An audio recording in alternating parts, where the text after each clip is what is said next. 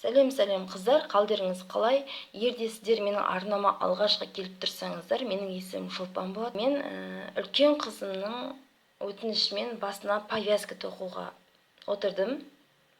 Содан соң мен бұндай повязкаға қызықпаймын, өзімде бұндай тақпайды екенмін. Қызым айтқаннан кейін отырды. Алдарында мінекей бірнеше үлгілер. Мен бұларды алдын ала тоқып қойдым, сіздерге түсінікті болу үшін. Менің ең бірінші қолымдағы ақ жіптен тоқыған үлгім, бұл менде бірде бір резинкасы деп аталады. Қыздар, бірде бір резинкасын алу үшін ең бірінші мен сіздерге мына үлгілерді көрсетіп қойдым ғой. Енді бірінші жіпті іліп аламыз ешқандай да, одан соң оң тоқимыз.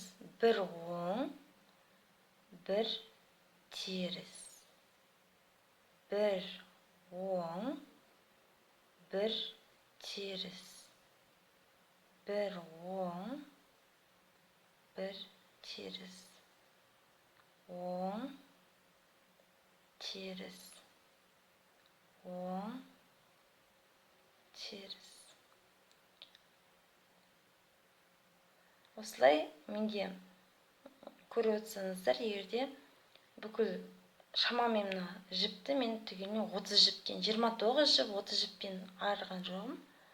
Мінекей оң, теріс, оң, теріс. Сонымен қыздар, оң, теріс соңына да жеттік.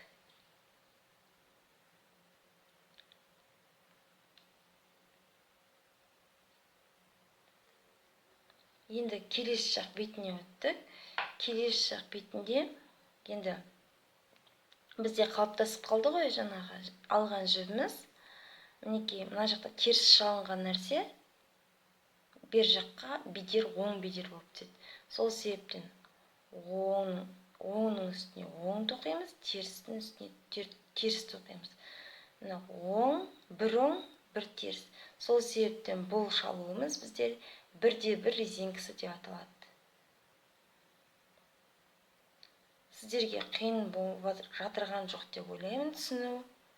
Мінекей оң, теріс.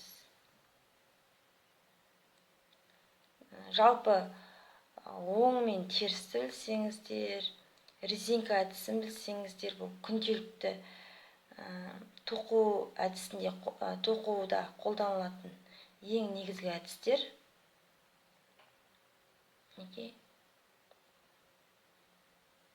Осылай тоқыла береді.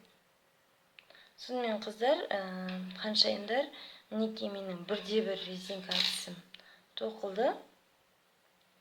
Сіздерге анық көрсетейін. Мінекей. Жалпы қыздар, қараңыздар. Мінекей резинка әдісі деп не себептен салады, қараңыздар мінекей. Созылды, жиналып қалды. Немесе мына жерден көрсетейін сіздерге мінекей. Созылды, жиналып қалды. Көрдіңіз бе? Резинка әдісі. Мінекей оң жағы да сондай.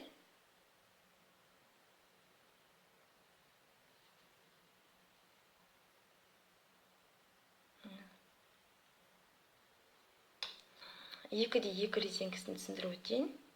Бұл екіде екі резинкасын мен жасыл жіппен тоқып сіздерге үлгісін жасап қойдым. Мінекей оң, екі оң, екі теріс.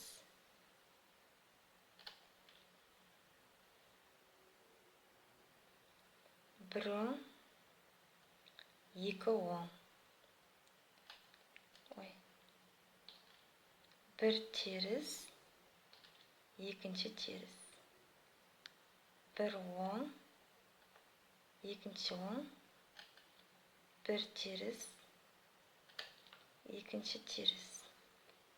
Осылай тоқиды. Жалпы екі оң, екі теріс. Түсінікті деп ойлаймын сіздерге. Екі оң, екі теріс резинка. Екі оң, екі теріс әдісімен тоқылған резинка. Мінекей.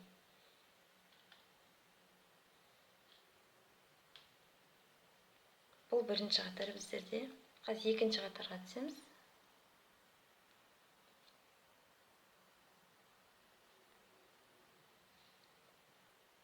Мінекей. Бір оң, екі оң. Мына жақта теріс болды ғой бағанада, соңғы бітіргеніміз. Бұл мына екінші жаққа келгенде оң болып түседі. Мына жақта оң болып түскен шалулар екінші жақта теріс болып түседі. Сол себептен екі оң, екі терісті ешқандай да оңның үстіне оң, терістің үстіне теріс тоқи береміз.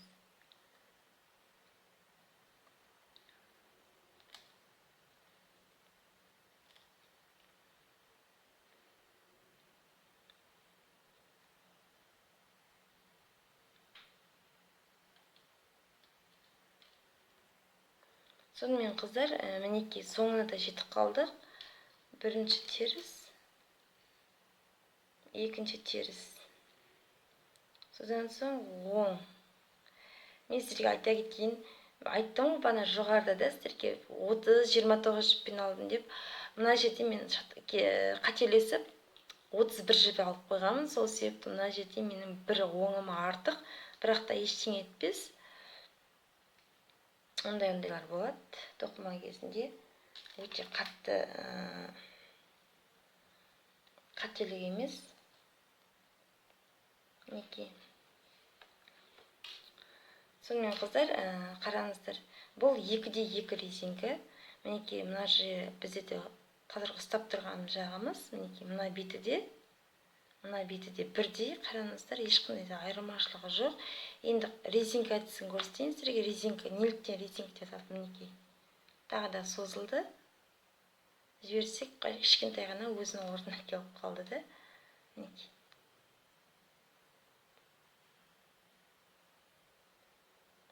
Бұл біздердегі оң шалу мен теріс шалудың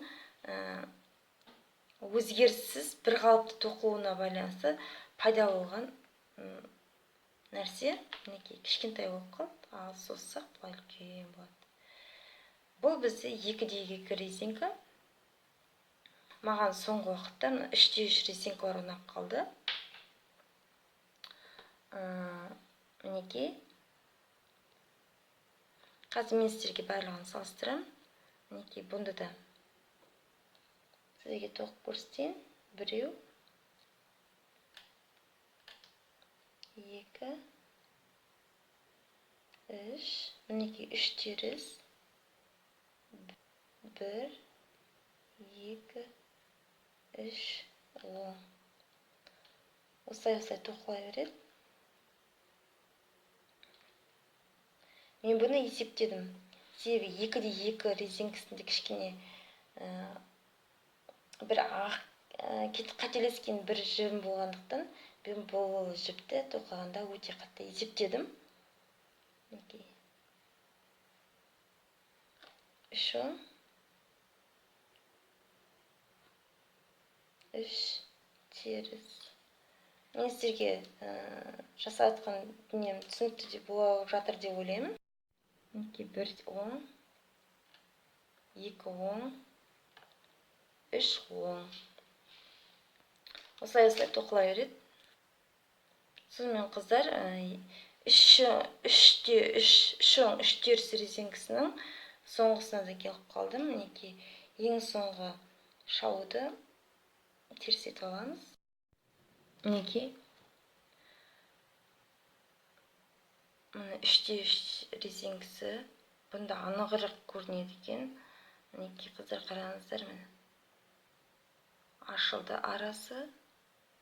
Жіберсе қайтадан орнына келіп қалады. Мына бізде 1-1 резинкасы, қыздар, мұқият қараңыздар. Мына бізде 2-2 резинкасы, мына бізде 3-3 резинкасы. Енді қараңыздар, үшеуінде де айырмашылық бар мен ішінде. Мұнда 1-1 резинкасы жалпақ болып тұр. Мінекей, бұл да есептеп едім 29 жіп екен. Мына бізде 31 жіп, мынауымыз бізде 30 жіп. Енді қараңыздар, қыздар, үшеуінде жіптердің үшеуі де бірдей тінмен алды, үшеуі де бірдей сыммен тоқылды. бәрі де 2,5 сыммен тоқылды. Ендігі айырмашылықтарын қараңыздар. Мінекей, мына 1/1 резинкісі жалпақ болады. Мінекей, 2/2 резинкісі мынадай болды. Бәрі де 29-30 жіппен, 31 жіптен тоқылғандар. Мінекей, 3/3 резинкісі мынадай болды. Көрдіңіздер ме? Егер де сіздер мына 1/1 резинкісі, мына 2/2 резинкісі, мына 3/3 резинкісі көрдіңіздер ғой. Егер де 4/4 резинкісін алсаңыздар, ол бұдан да жіңішкерек болады. Өздеріңіз білесіздер. Мінекей, мен сіздерге тек айырмашылығын айтып түсіндірдім. Негізгі жалпы өмірде тоқыма барысында қолданатын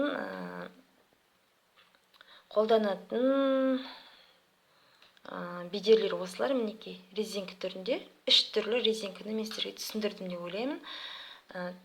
Сіздерге жалпы менің ойымша мына 1/1 резинкісімен тоқылған шарфиктерге келетін сияқты.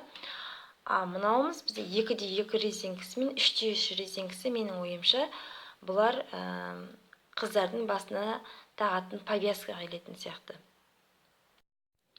Сонымен менің сіздерге бүгінгі көрсеткен 1/1 резинкім, 2/2 резинкісі туралы және 3/3 резинкісі туралы айтылған мағлұматтарым және салыстыруларым сіздерге түсінікті болды деп ойлаймын. Алдағы уақытта бұдан не шығатынын көреміз. Сонымен шығарылым ұнаса, лайк басыңыздар, арнама жазылыңыздар. Егер де менің жаңадан шыққан видеоларымды көргіңіз келсе, бірден онда қоңыраушаны басыңыздар, пікірлеріңізді жазыңыздар, сұрақтарыңызды қойыңыздар. Мен сізге жауап беруге тырысамын. Мағлұматты шығарылым болды деп ойлаймын сіздер үшін. Сонымен сау болыңыздар. Пока-пока.